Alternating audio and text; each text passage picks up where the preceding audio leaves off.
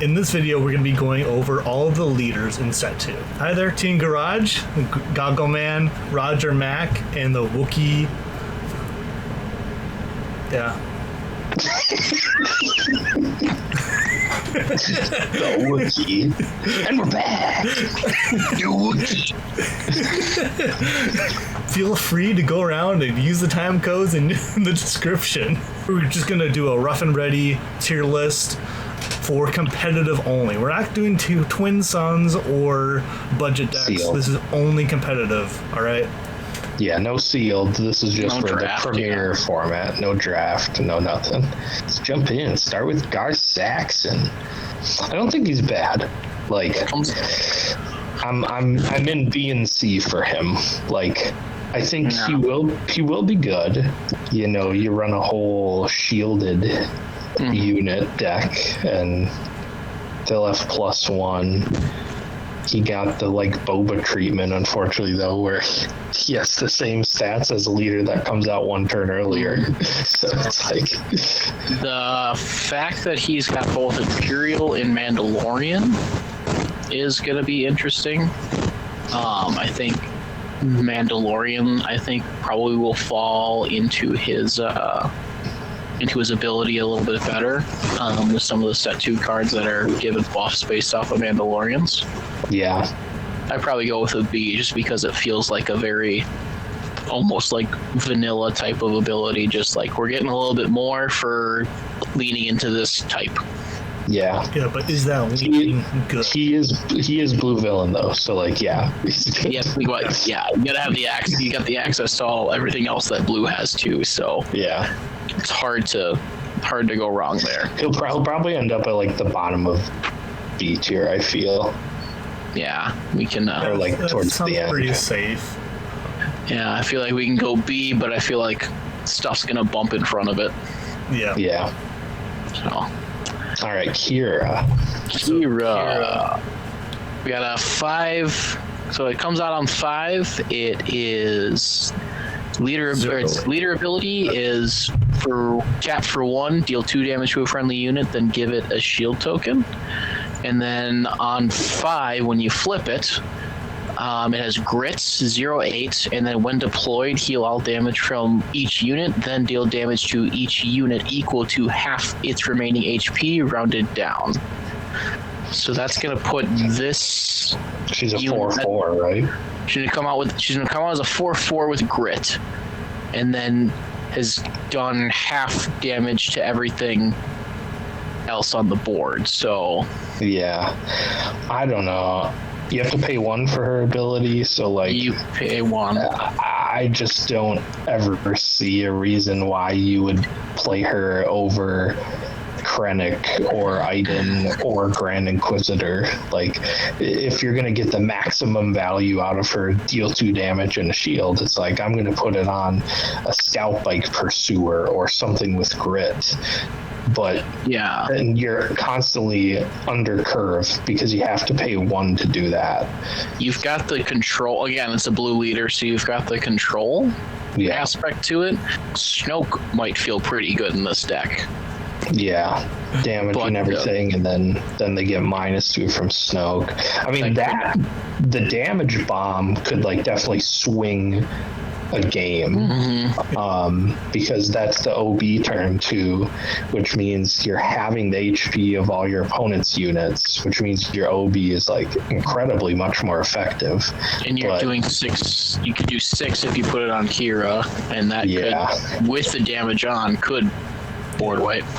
Right. Yeah, and it's almost like she's one of the like 7 or 6 leaders that can get hit by takedown right when she's deployed. But like this thing with her is when she's deployed, she already does her thing. Like Yep.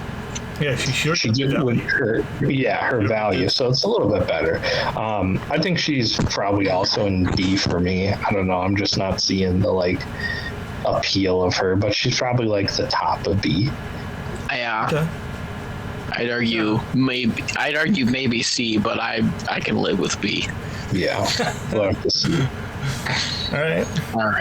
All right, Ray, let's go. I know everything about this. You don't even need to read it off to me. You can pay one to buff a unit that you put experience token on a unit that has 2 or less power. She comes out on 6. She's a 2/6. She has restore 3, and when she attacks, on attack, you can use her same ability. Give an experience token to a unit with 2 or less power. I think Ray's crazy. Like, use her ability on herself and you can use gets extra damage before she hits him too. Yeah. So she essentially, again, you have one turn to as your opponent to interrupt this, but essentially she comes out as a 3/7 on 6 with restore 3. So I think she's really good. Honestly, Ray is like one of the 3 that might go in S for me. If not, she's the top of A. I just think you look at her versus like Luke and Sharut, right? Oh, yeah. Sharut is great because her deck is basically played like Sharut's. It's the force throw deck. Like, you're playing red with Ray, and half of your deck is just red hero aggro, but the rest of it is like the blue hero control stuff. Being able to give like Yoda and R2 and the Concord on interceptors and experience token, it's crazy. But in terms of like leader value, Sharut really doesn't like this set because of Rivals Fall, because like you have to put a lightsaber on him to make it much more effective. Ray is like, she comes out and she's effective, and she has restore 3, which is insane. That's the same as that's the same as that's a huge comeback. That's the same as the Luke unit, which like you have to play the Luke unit and then wait a turn to attack with him, where like this comes out turn before that, and she has restore 3 immediately, like crazy. And then versus like the Luke leader is specified to a unit that you played that turn, giving a shield. A heroism unit as well. A heroism unit. Yeah, this is just anything. Yeah, this is anything. Like, space, ground, non-hero. You can buff just a blue unit. She's gonna be she's gonna be important. And then if you do put a lightsaber on her, oh my gosh. There's a lot of cards in set 2 that really supported Ray 2, which makes it like even crazier. Like, moisture farm. You have the range you have to make a Ray deck is crazy. You have like a bunch of different ways you can go. Well, you've got the new 3-drop Sentinel shielded that is just not fair on its own. But you give it some more stats, and then they've got the 4-drop Sentinel that you could buff even further and have it as a 3/7 Sentinel on resource 5. If you're like working on that restore and you need those buffs, losing it kind of sucks. Sure, I mean, it's just, there's areas where it's not going to be as fast as maybe some other decks, but I think that's where it's going to come supported by already sustainable cards that have like Sentinel, or we're talking, force package is going to be there. So Force package. I didn't think about that. So we've got Yoda and Luke and Obi-Wan. You could go crazy and play the Kylo, if you really wanted to. Too. But then you've got, there's other force support that's in there too, or you could do, forces with me for 4, and that could really, push out a game. There's a lot that's involved there in, blue, and it sounds like red's the conversation right now. Yeah. Do you think there's enough for a pure like force deck now? Is that 2? There's only one. It's blue yellow, I think, is the only one now that you can have from 2 to 7 force units that drops. But even then, That's But like then you don't get to play force throw. It's not looking great because you can't play force throw, and I have tried. It's not great. okay.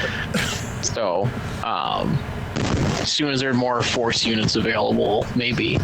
But right now, it's the best force events are in red. Yeah, I'd put her in S. I think. My vote is S. I think it's going to be pretty impactful. Restore 3 alone is nuts. Yeah. I think just her ability is just so potent because you just get so much value out of it. So Yeah. Hondo. So we got a leader ability of when you play a card using Smuggle, you may exhaust this leader. If you do, give it an experience token. And it flips on 6. It comes out as a 3/7 with raid 1. And when you play a card using Smuggle, you may give an experience unit to a token. So, pretty much has the same ability on each side. Yeah. I don't know. I feel like that ability is good, but it's just like kind of like not as impactful. also like the smuggle, it's normally like an extra 1 or 2 resources to actually use the smuggle. So it's like I don't think there's a smuggle for 1 right now. No, there isn't, and that's what I thought about Hondo's. Like, there is a lot of smuggle cards, right? But like, not a lot of them are very optimal, and so it's really like, if we get more smuggle cards, a 1-drop smuggle and a 2-drop smuggle, stuff like that we can play on turn 1, then it'll be good. But like right now, the green villainy options right now are just unbelievably like high, like much more than him between set 1, set 2. So I think he like might be our first D tier, unfortunately. And I like Hondo a lot, and I think his showcase is awesome. Does he have the Underworld tag? He does. So I think the only way you could swing it is like Underworld yellow with stuff, but there's just other decks that do that better. You could again, it'd be viable. Like, you could do the Underworld stuff early on, and then you're smuggling your big green stuff for later. But again, like, you're going to see some leaders here that are going to do that better. And and do the Underworld better. So my vote's on I would go D, maybe C. But again, another thing that gets me is that for 6 it's only a 3/7, and it gets the raid 1, whereas there's other leaders. We'll talk about it. We'll talk about someone later in this video. Just makes Hondo a lot worse. Yeah, there's that too. There's that guy. We'll talk about him a little bit. All right. Jabba the Hutt. So, action, tap, choose a unit for this phase. It gains bounty. The next unit you play this phase costs 1 less. Flips on 7. Comes out as a 2/12, and then when deployed, another friendly unit captures an enemy non-leader unit. And then action, then has the same action, but your bounty is for playing a card that costs 2. The next unit you play this phase costs 2 less. Yeah, I think Jabba's good. I think. It's like, because when me and Alex are going, like, there's cards that have if there's another unit or there's a bounty on your opponent's side of the field, you can do an extra thing. Yeah. And you'll always have that active. Right. Yeah, like the Reputable Hunter, which is a 3-drop 3/4. Yeah. But if their opponent has a bounty, he costs 1. So like with Jabba, it's like one of the first decks where like you start and you give them initiative. So like you let them play a unit, and then you tap Jabba to give them bounty, and then you get to play a 3/4 for 2 resources. Price on your head. If you've got. Well, no. Yeah, you could do that, but I'm saying on turn 1, you can guarantee it every time. Yeah. And curve. Yeah, and he's a ramp. Yeah, he's definitely a ramp guy. I also really like leaders that are like, when they deployed, they do something and they retain their ability. You know, he's like Palp, right? Where when he comes out, you like get one of their units and you retain his ability. Yeah. I also think like his Rancor is broken. Like his just for him to. Yeah, his Rancor is super overstated. Because it's 8 for a 9/9, but if you have Jabba as a leader, it costs 7. And then if you ramp it out, you could come out on the 6 resource turn, the 5 even. Yeah, like you could get pretty early on. You could get crazy. I like Jabba a lot, especially if you play like the Underworld package too, to like be popping those things. You know, like you're McClunking something to destroy an early unit that has his bounty on it, and then even just like playing on the 4 resource turn, if you pop one of the bounties, then you can play a 4-drop for 3 and then a 1-drop. You know, like you can play more units. Like it's just more actions. I think he's really good. I think it's just he's got to play ramp. Like I think that's what it'll be. But I think it'll be good. Yeah. And he's green villainy, so he gets OB. You know. But you know, capture, I think just talking about that now, capture I think is going to be pretty impactful in the Premier State. Not just for the ability to collect bounties, but just to move an impactful unit off the board. Yeah. And seeing that this one doesn't have a condition other than having a different friendly unit to do the capturing. Yeah. That unit could definitely going to be hard. You could have a 1-drop. You could have like a 1-drop moisture farmer capture them all. Yeah, it's crazy. You know, no condition. And then you can go into space too. You can capture space from the ground. You yoink a guy from the planet, and he's in space now, and he's like gone forever. So I think cards that can move between ground and space like that, I think are going to be pretty crazy. And that fact that Jabba does that makes them worth the time. Ramp is always a difficult game, because it's like, can we get enough? Do we invest in ramp too much and then we don't have other options? So it can be a bit of a veritable game. So my head says it's probably like high A tier. Yeah, I think so too.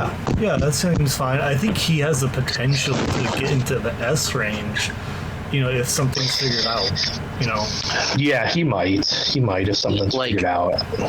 If he gets like these ramp options that we're talking about and then does all this, he's S tier competitive. Like that happens, but then if you don't get what you're looking for, then you're so. It's like he's gonna have these very specific lines. Once they're figured out, they're going to be like rails, right? And so then whenever you play them, you know exactly what to do to stop those rails from going off, and then you're just like easy. Moff Gideon. Disappointment. He's a little disappointing. I thought he was going to be great. I thought he was going to be great too. But it's like average, not like broken, crazy, not S tier, but I thought he's going to be a solid A. That's what I thought. No. Super consistent. Well, that's what I thought too. But then the language of his card rulings got revealed, and it's very conditional. And yeah, I think for me, he's our first C tier guy. Yeah, I think the rulings didn't help him out a lot. Coming out on 5 as a 3/6 isn't horrible. Yeah, that's good. You know, that is good. I mean, Green Imperial is still good. If we're talking Green Villainy, you know, we might want to pair that with a different leader. But low to the ground and aggro option for sure is something that could happen, but again, its ability is only going off when you're attacking another unit. You're kind of not doing what aggro's supposed to do, and that's attacking the base. Right. So then that, Yeah, it's you weird. could, again, it's a case of we could be doing this better with a different leader. Yeah, and I feel like it's also super like interruptible to figure out what he's trying to do. Like, oh, he's trying to attack my unit, so I'm going to go into space. Yeah. Yeah, I can link that. And then like your guys don't get buffs either unless they're attacking other units. So then they're just like swinging for face value. Mm-hmm. Yeah, so then you can just go on the offensive. Boba Fett. Boba Fett. Boba Fett. I feel like I thought he was going to be much better than what he is. Kind of like the Moff Gideon. Mm-hmm. Yeah. I I don't think he's bad though. I think it's good for heroic, but like Yeah, there's a lot of stuff with keywords yeah, that can make him good for sure. every single time. It's just kind of odd. It's like, does he want to be mid-range? Does he want to be aggro? Like, what's the plan here? Yeah. Yeah, I think the plan is aggro because you don't get any defense, and it's only. Well, you can buff things with Sentinel, because Sentinel is the keyword. Well, I wonder if it's like ambush is a crazy keyword, and to be able to give that, when you give that a +1 on the ambush, that could be punching up. And if you're playing the right units like modded cohort, which is crazy in that, you're ambushing for 5. And then you're more than likely surviving that encounter too. So then you're in a position to have board advantage. It doesn't seem like +1. It's like there's areas where +1 can feel impactful. This one does not feel it as much. Right. You can give it over to your space unit and attack over there, but so it's when you play a unit with a keyword, you can tap him to give a unit +1 this phase. It doesn't have to be that unit, but like you just said, you're basically telegraphing, oh, I'm buffing my other guy. Like, don't remove him. Again, I think it's just like doing things that give your opponent a chance to react to that so easily. Some of those leaders are kind of like, I don't know. Not great, no. Yeah. Yeah, it's like, I will go into that buffed unit with a shielded unit. Yeah, exactly. Because your defense has not changed, and it's not changing my shield. So right. I feel like he's living next to Moff Gideon and the C tier too, because they feel similar in nature. Yeah. Hunter. Oh boy. He's the worst, unfortunately. I don't know what else to say. But just for one, the weirdest conditionative ability ever. Yeah. Okay, you reveal a resource you control. If it shares a name with a friendly unique unit, friendly and unique, and shares a name, return the resource to its owner's hand and put the top card into any deck into play as a resource. And then it comes out on 7. Comes out as a 5/8 on 7, which that's kind of good. I mean, it's it's there. Overwhelm, and then on attack you can do the same thing. So you're putting to get value out of this, you're putting friendly unique units into your resources, and then if it shares a name with a unique unit that you have on the field, so you have to get 2 of the same card, one has to be on the field, one has to be here, and then you show it, and then you get to add it to your hand, and it's a unique unit, so you can't play it. Yeah. So it's the only way this gets good is there's 2 Millennium Falcons, So I think that's where eventually he'll get good, when there's multiple cards, because then instead of only having 3 cards in the deck to activate his ability, I now have 6 cards to activate his ability. And that's the important thing is it's not the name and the subtitle. It's a situation where people are going to be aware of the cards in your hand. Yeah. But this is a D tier in my opinion. This is the bottom, unfortunately. I don't know how we're getting lower than that. Yeah. All right. Oh, but a more exciting card, Bosky. I played him in limited and really enjoyed it. But for his leader action, you can deal damage to a unit with a bounty, and you can choose to give it +1 attack for the phase. Comes out on 5 as a 4/5, and then his leader unit ability is you can once per round you can collect a bounty twice. So a lot of options there. Yeah, I think he's really good for aggro, for villainy aggro. I think he's, for me, like the top of B right now. I think the only reason he's there is because the bounties that we have for every color, you know, most you can play 2 colors for the bounties, right? Unless you want to go out of aspect. But I think the only thing holding him up is like, and then there are the colorless ones. There's one, the Rich Reward. I think that's the good colorless one.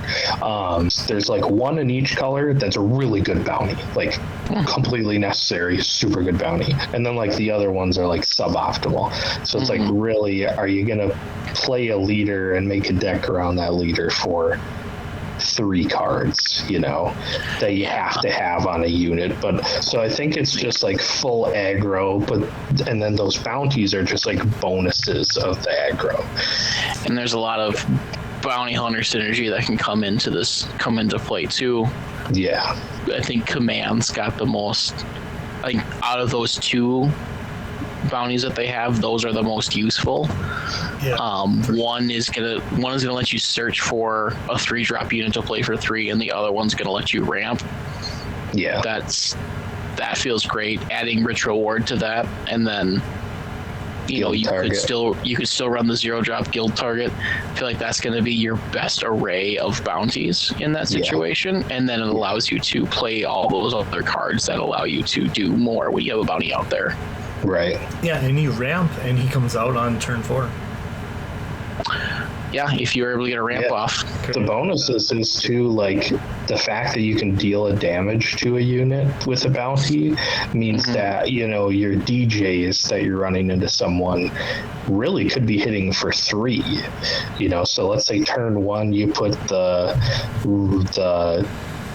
ramp bounty on someone. And then you deal damage to them. And then on turn 2, you ECL and DJ. Well, then you can take out a 3 HP ground unit instead of a 2. And you're getting 2 resources back, which means boss is coming out. So, yeah, I think he's good. There's some stuff that can happen. I think if we get like 1 or 2 more really good bounties, he goes up. Like, oh, yeah. I think it's a great. I enjoy the mechanic a lot. I think it's great. You know, both bounties and captures, just leaning into that. Definitely impactful, but a couple more bounties just for it to make sense. So, Kylo Ren. Kybo 10. Another red leader that comes out on 4. Yeah.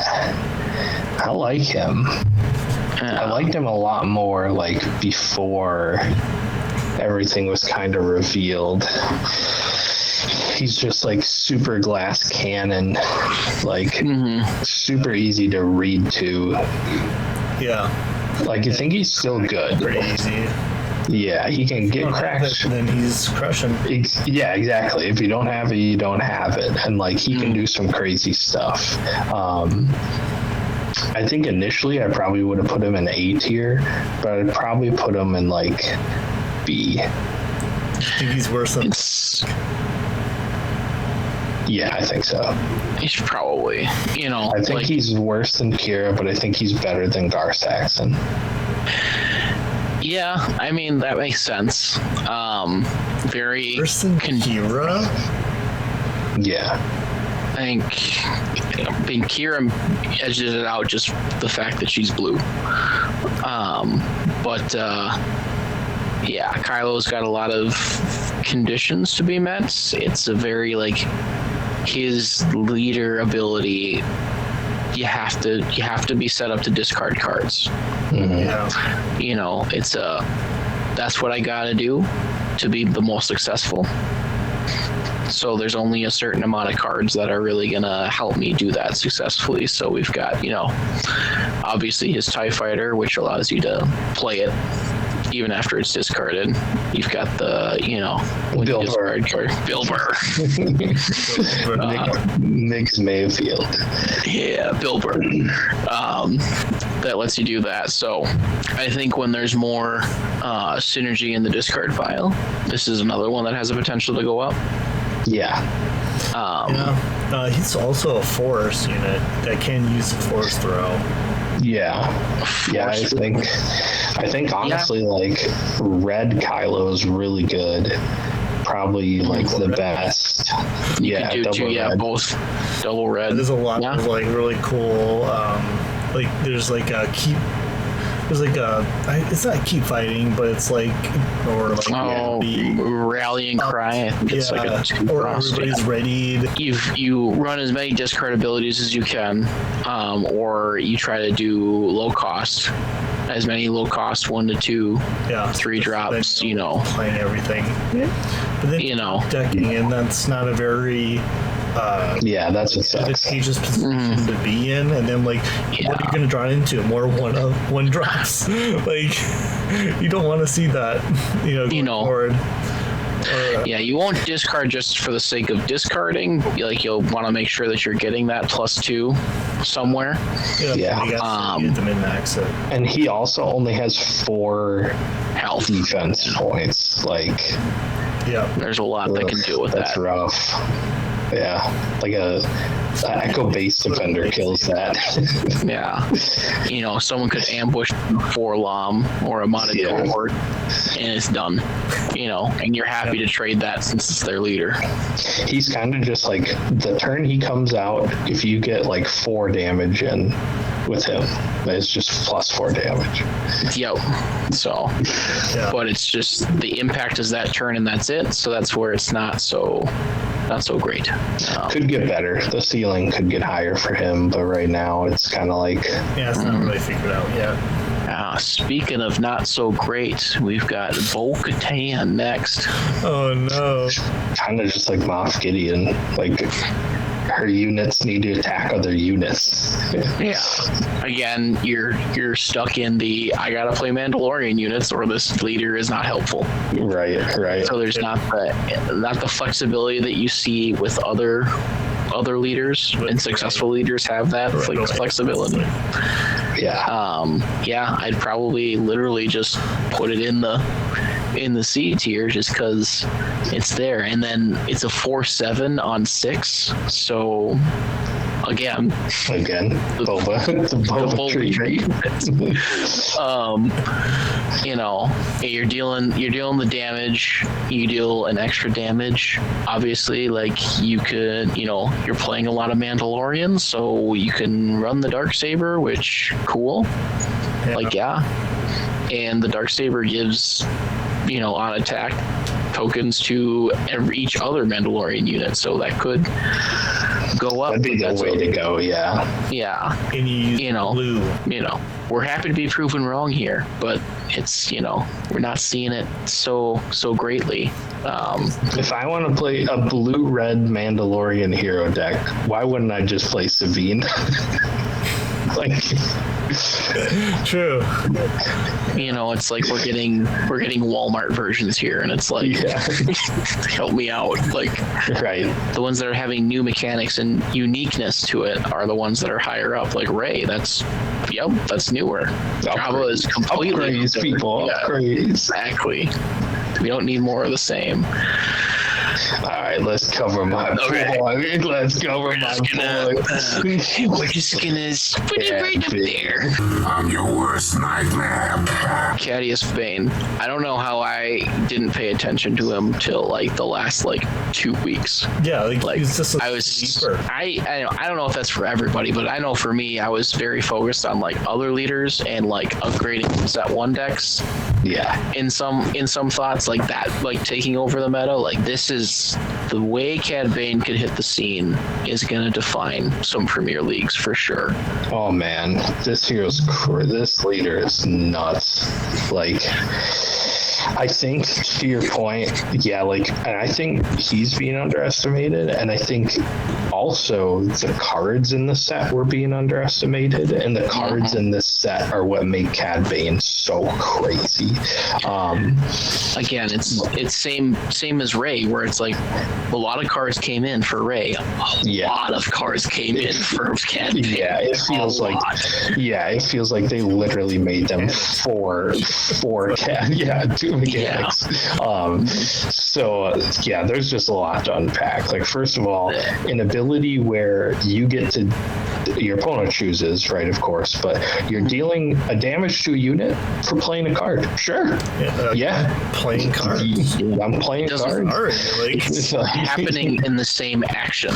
Yeah. So you get to be faster. That's crazy. And then just all the Underworld synergy and the Underworld cards that came in from the set just feel the interactions on turn 1 alone that you can do are insane. You play Greedo, deal a damage to something, then you play Bounty Guild Initiate, deal 2 damage to a ground unit.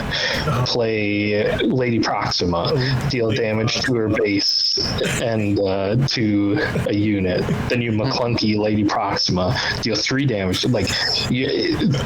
There's just an insane amount of turn 1 plays that remove their turn 1 play. And then now, in Cad Bane reads when an Underworld card is played, not a unit. So now we have to be careful. Now, FFG is going to have to be careful about any card that they print that says Underworld. Yeah, exactly. Have this additional impact. And they've already made one terrible mistake, and it's called McClunky. Yeah, McClunky's crazy. McClunky could be a legendary, and I'd be okay with it. Yeah, its impact outshines some of those set 2 legendaries. Sure. Yeah, and then Cad Bane being a yellow hero. Probably the strongest color combination is yellow villain. Being a yellow villain leader is probably the strongest combination you can be. And then on top of that, he got the yellow villain treatment, and he got super overstated. Comes out on 6 as a 2/8 with raid 2, and then his ability to deal 1 deals 2 damage instead. Yeah, his ability got better too. Yeah. Upgrades. Yeah, he's so good. He is so chunky. And he's a bounty hunter and an Underworld, so you can Relentless Pursuit, capture an opponent's unit and give him a shield token because he's a bounty hunter. And I think all the synergy we've described so far for Cad Bane is before we've considered any other aspect. Correct. This is all yellow villainy and normal.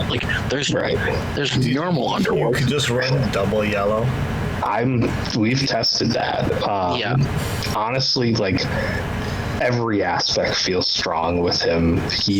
I think he is 2 or 3 cards away from becoming a huge problem. They need to be very careful.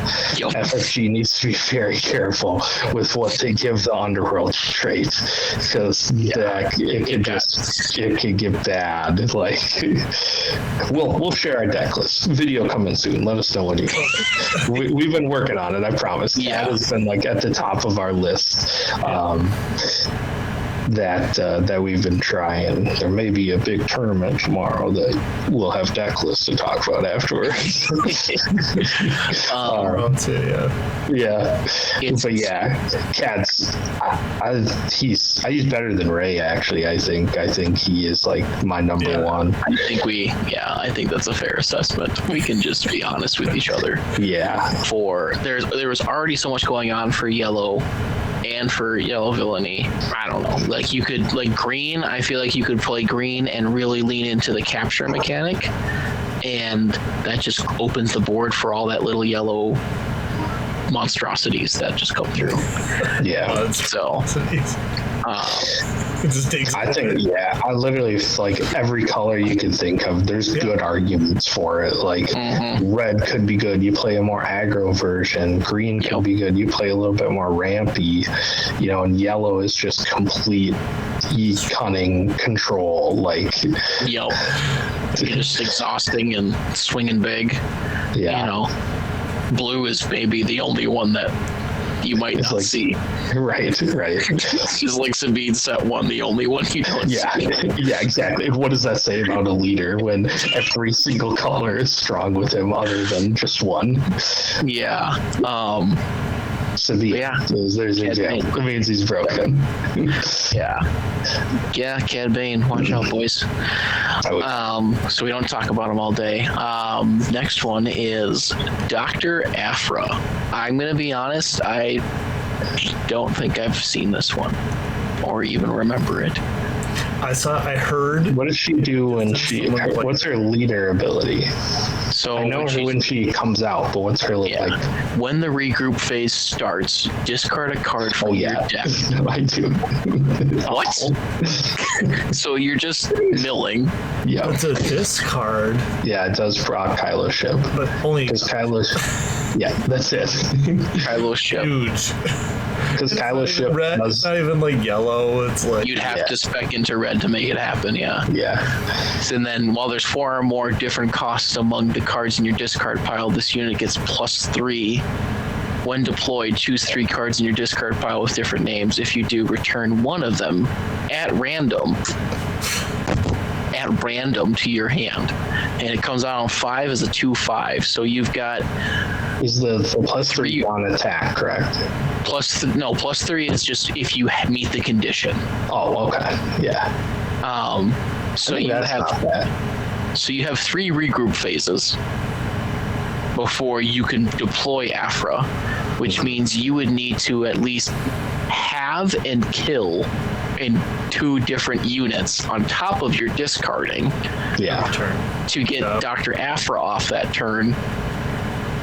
And you'd actually need an extra one because you are using Dr. Aphra to get one of those cards randomly, and you don't know which one is going to be, if it's going to throw off your curve in the your curve in the discard pile on top of the So curve. it's kind of like the Monarch card where it's like choose between the 3, and you're like, well, I don't. There's really gonna have a choice. Look, there's going to be someone smarter than me that's going to figure this out, that wants to care about both a curve in their hand and a curve in their discard pile. Yeah. I'm not for it. A lot of people, I don't think a lot of people are. My vote's D. If there's one guy who's going to make it just like easier. Again, I don't think she's as worse as Hunter, but I think it's just not there. Like, again, we just have a conversation about it. If you want to play yellow villainy, I got an option for you, bucko. Yeah. Like, let me tell you what's out there. And I get it. FFG's probably in a spot where it's like, well, crap, we just made these amazing. Like, what else can we put out in yellow that anyone's gonna care? Right. So Who cares? Just make this super weird leader. Yeah. Like, okay. Like, it's fine. But so we got Lando. This is America. Have Childish Gambino. Underworld action, play a card using smuggle. It costs 2 less. Defeat a resource you own and control. So I don't know this ruling. I thought I did, but now people are saying things that make me think I don't. I thought it was play something using smuggle. meaning like you are giving something smuggle. Yeah. And then make it cost 2 less, but then that doesn't really make sense because it doesn't have a smuggle cost already. So I actually do think that it has to have smuggle already. An existing smuggle cost. Which means he's just pretty bad. Again, there's not a whole lot of smuggle cards, and the ones that aren't like broken. So you need to play a lot of smuggle cards, and you're gonna smuggle, and instead of you're gonna smuggle the cards too. Yeah, you do lose a resource, but you still replace it from the smuggle's effect, so you're not like going super down. But it's like you are going 1 down because then Lando's effect says defeat 1 resource. Yeah, so after that, so like, let's say you do it on turn 4. You're gonna end up at 3. Well, yeah, I mean, if you have win cards, I guess, and you can always pick the win. Those only work when they're on the field, not when they're resources. You almost have to like. I don't know. I think any leader that says I'm going to lose a resource is pretty bad, to be honest with you. Yeah, I mean, the only cute thing I've seen happen that people have talked about is like you can use him to play DJ, the legendary, and smuggle him for 5 instead of 7, and steal 1 of their resources to replace your resource. So you're subtracting your opponent 1 resource.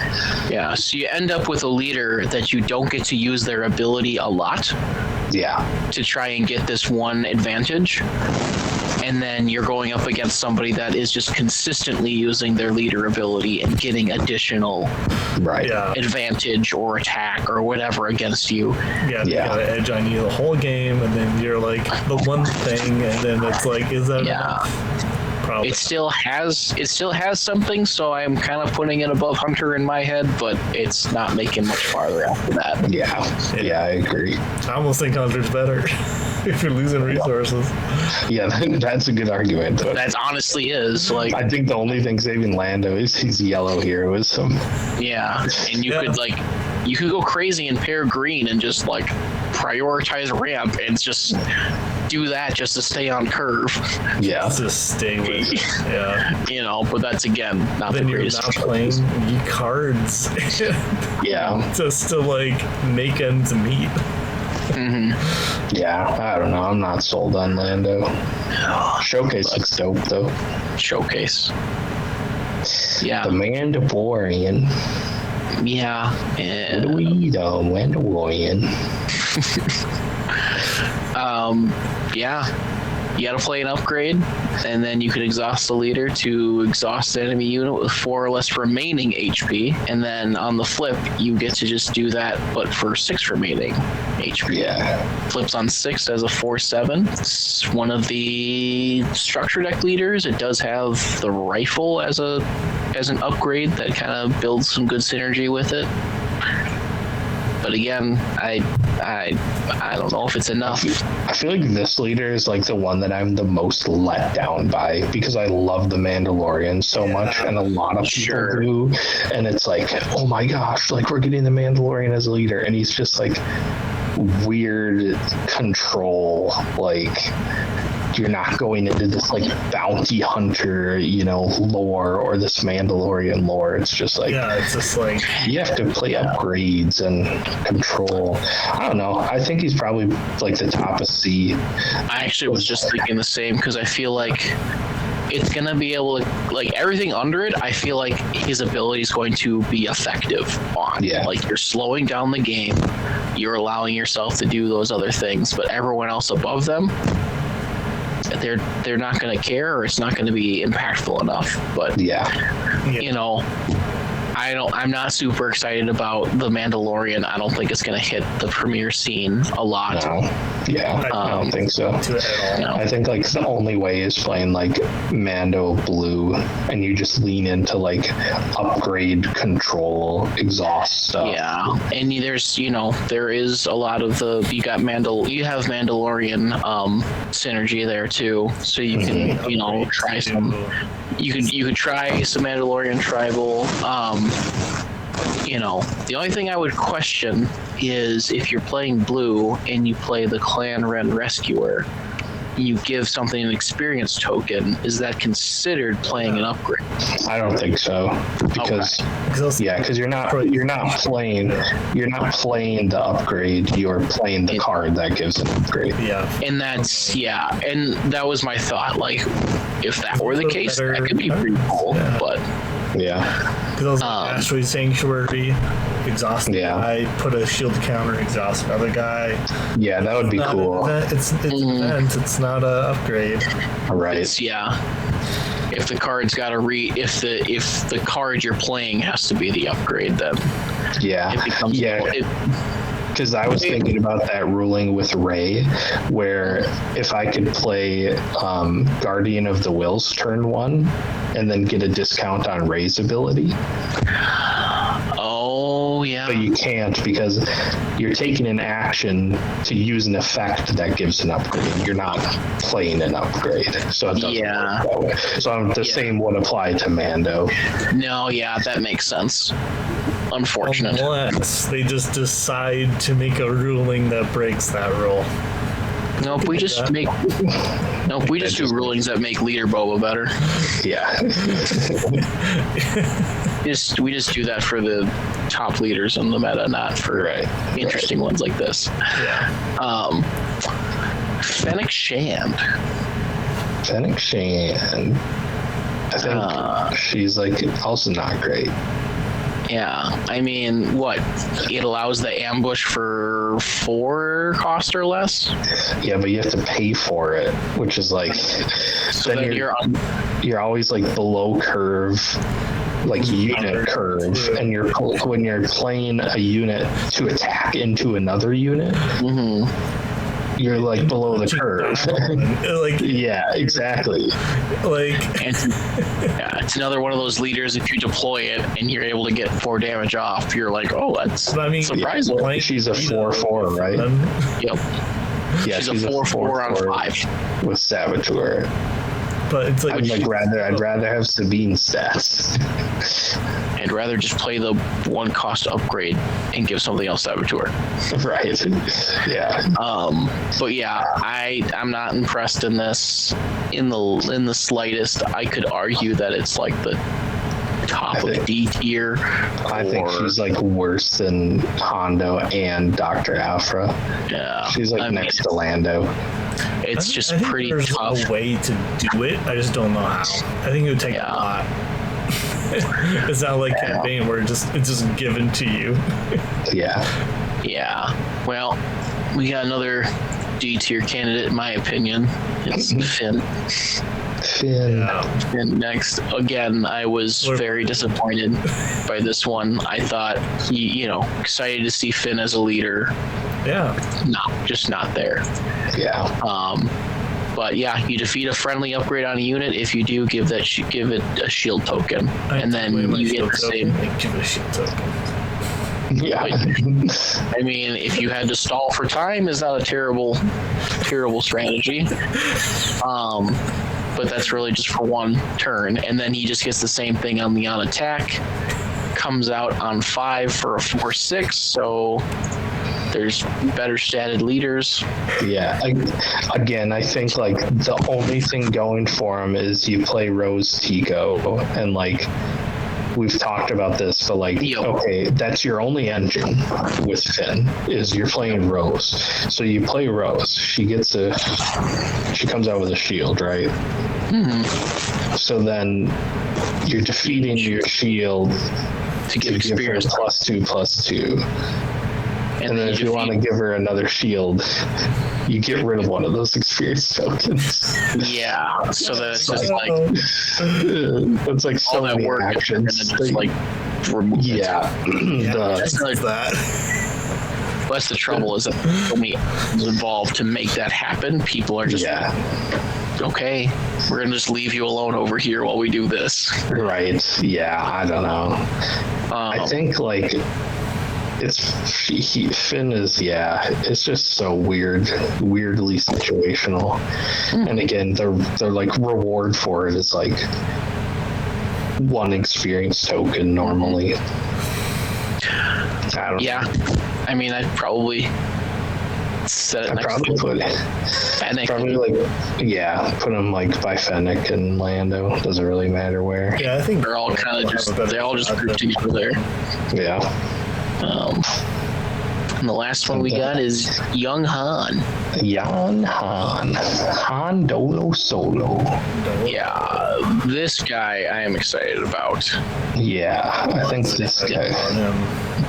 You know, I kind of want to put him in the A tier. Yeah, I think so too. I want to throw him in B tier. Why? Oh, okay. Okay. Let's hear it. Cad Bane. None of your unit survives a card being played. Depends on what unit you're playing. But then So it's such a hard counter to have Cad Bane exist. yeah, so I can see where it can be a tough matchup for sure. Yeah. Like, if you were trying to play a Han Green, I would not try to bring out an Echo-based defender turn 1 just to get pinged. Yeah, Right. You know. Yeah. Yeah, it's not like you need to play your units to ping them. You know, you also just have the ability to play your units for their cost. It's just like that one turn, you know, like on turn 3, the 4 resource turn, you can play a Poe Dameron. Yeah. He's not getting killed by Cad Bane's ping. You know, they got to commit a lot more to get rid of Poe. Yeah. Which is what we would like to see. Yeah. But yeah, I mean, I think there's been a lot of talk about the Han Green that really piques my interest. I also like Han Red. Yeah. Straight up red. To really just go in there. Yeah. But yeah, I think it's interchangeable between Jabba and Han, but I think they're both exciting abilities that will allow for some more creative direction and opportunities. A lot like the other Han decks where it's just kind of gambly. You kind of you're kind of getting stuff. You're kind of getting stuff early in a different way. Yeah. Han is both Hans kind of try and get you somewhere earlier. Yeah, it's just what's the cost? Would you rather get rid of a card from your hand or have your unit take 2 damage? Yeah, so it's it's you're cheating out stuff. How do you want to do it? Yeah, and utility wise, I feel like this, the dealing 2 damage feels better because you still have the cards in your hand. But I mean, if Cad Bane is as good as we all believe, I'm not sure how well Han can exist. Well, the other thing is it allows you to play 2 units for 1 sometimes, and that could be a very important thing. You could sneak out another unit since you saved 1. It doesn't matter if you can ping it away. You can only ping 1. I'll answer the next one. I mean, you're assuming everyone's going to play Cad Bane. But you're also assuming that I'm playing something that will only have 1 HP left. Yeah. And you remember, you get to choose who you deal your damage to with Cad Bane. So you can go wide. You can go, again, the 2 units is big. Too. Yeah. Let's say with Han, I tap to play R2-D2 for free. Oh, yeah, it's going to be awesome. So then he has cost 0, he has 2 damage on him, but then he has 2 HP left. Yep. And then I use my 2 resources. I think that's definitely an option. You just play grit stuff and just get a bunch of big guys. Because then if your opponent's trading with them, they're probably losing their units. Yep. Yeah, because there's that new 2/3 grit red heroism. Yeah, heroic renegade. Yeah, so you could drop that turn 1 for 1. Yeah, and he's a 4/1. Then he's a 4/1 that someone's got to deal with. like obviously like, but then you could pair that with, you know, an R2 that turn, so then you could soak, you know, you could soak a ping damage from CAD or whatever else. So yeah. Yep. And then the other thing is, okay, so yeah, we're playing 2 units, and then one of them, let's say we make big. Your opponent has to deal with that. Well, we're probably an aggro deck, right? Mm-hmm. We're red hero. And so if they are spending their time and resources dealing with that unit, my other one's getting to attack. So like, Yeah. it's a good way to it's a good way to play wide. I like this list. It's unfortunate that there's that many leaders that are on the bottom half, but I definitely think Han would be better than Jabba, though, right? I don't know. They're probably like right together. it's really how they're constructed, and I think either one has the potential to like move up into the S tier, I think, in terms of like how they do, but Cad and Ray I think are the clear ones that got the biggest amount of support in set 2, have synergy with set 1, and just are gonna hit the field and have direct impact every time they're played. Yeah. It like feels like your flip turn is like, oh no, like your opponent has to prepare for this. Yeah. It's not something that can be, you know, short of having a rival's fall on your hand, you don't get to, you know. And you know, best case scenario, that's 3 out of 50 cards.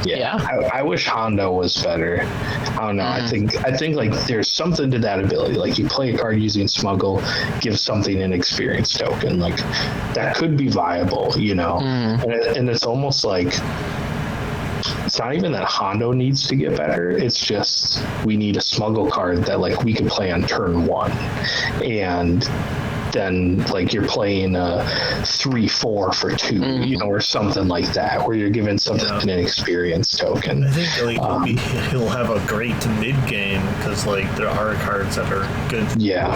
Between like 3 and 5. But not many. Yeah, again, it's just kind of one of those things where it's like my leader kind of isn't doing anything for half the game. So like, and it feels like he's missing a piece like that. I think my leader that I wish was a little bit higher up was probably Bosk. I think I just enjoy the idea of just bounty hunting, just like having that bounty hunter synergy, just dropping bounties and collecting them, kind of just that art type theme, but there's just not enough the bounties right now for it to make sense. I definitely will try it, but I think it just doesn't edge out some of the other leaders that are out there right now. Well, I mean, in the vein of what we're doing, I want Mando to be better. That's right. The leaders of the lower tiers. The leaders of their own tier need to just go up one. But I mean, like, I just want an equipped deck to win, you know. But it just doesn't add. You need to have a unit to have an equipment. So. But like, if they just change the ruling on how it works, it'll be good.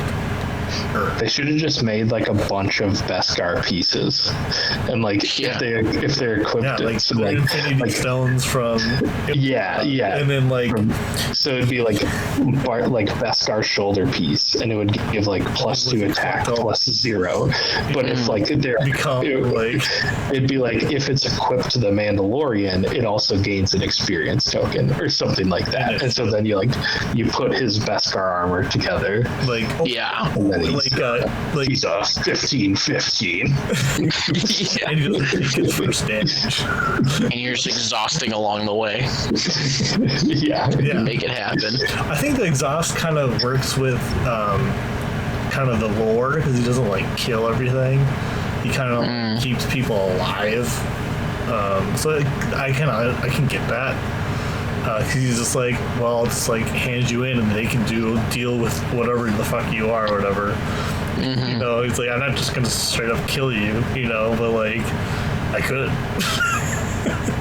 Yeah, it kind of feels with the lore, but then again, like It's it just kind like of not as good in the game. Yeah. So here's our thoughts on a tier list for set 2. Comment your thoughts below. Let us know if you want us to, do a different tier list like Twin Suns or set 1 heroes included, or set 1 leaders, something like that. Just that doesn't have to be like a big long one. You just be like, Yeah, I think tier list videos are pretty straightforward. Like no one's going to be like They scroll to the end. And that's what they do.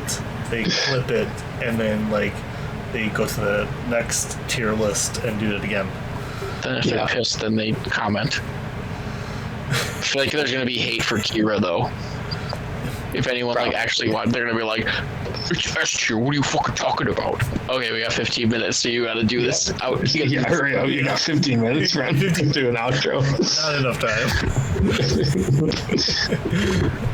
All right, so if you have 15 minutes, please. Okay.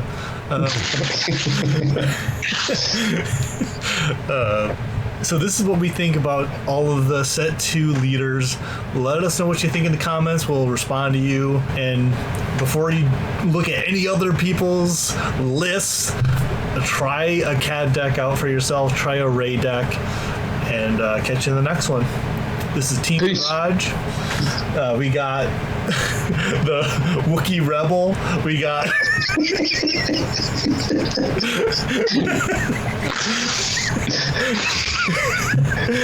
we got Roger Mash. Catch you in the next one. See ya.